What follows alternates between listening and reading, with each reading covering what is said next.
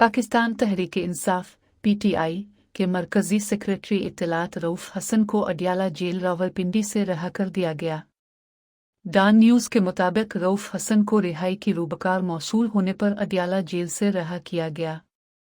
रिहाई की रूबकार इंसदाद दहशतगर्दी अदालत से जारी हुई थी। एडवोकेट शाइस्ता खोसा और राजा यासिर रऊफ हसन को लेकर रवाना हो गए।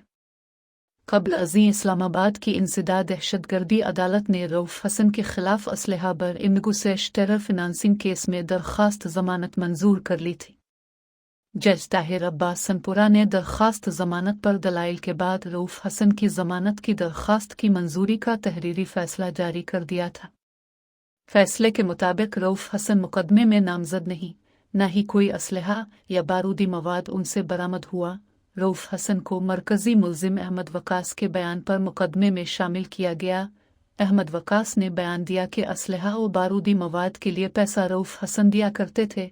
जिस्मानी रिमांड के दौरान रऊफ हसन से कुछ बरामद हुआ, न उनकी निशानदेही पर कुछ मिला।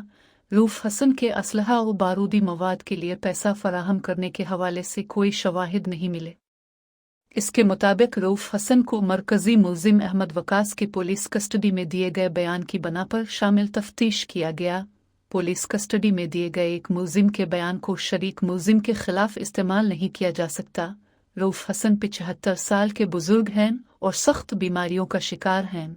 रऊफ हसन दिल के अमराज में मुब्तला हैं और कैंसर से सेहतयाब हुए हैं। रऊफ हसन तालीम याफ्ता शख्स हैं। गुज़िश्ता जराइम का कोई रिकॉर्ड नहीं।